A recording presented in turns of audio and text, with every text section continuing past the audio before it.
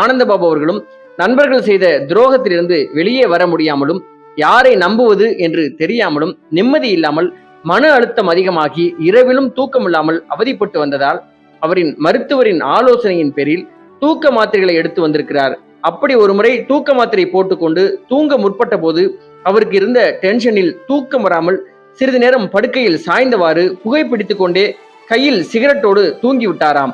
அவரது அறையில் யாரும் இல்லாத சூழலில் அந்த சிகரெட் நெருப்பு கொஞ்சம் கொஞ்சமாக மெத்தையில் பரவி தீப்பிடிக்க ஆரம்பித்ததாகவும், பிறகு புகை வாசனை வருவது தெரிந்து அவரது மனைவி சாந்தி ஓடி சென்று புகையை அணைத்து கணவர் உயிருக்கு எந்த ஆபத்தும் ஏற்படாதபடி உடனே மருத்துவமனை அழைத்து சென்று அவரை சரியான நேரத்தில் காப்பாற்றியதாகவும் அவரது மூத்த மகன் விஜேஷ் நாகேஷ் அவர்கள் சமூக வலைதளத்திற்கு அளித்திருந்த பேட்டியில் தெரிவித்திருந்தார்.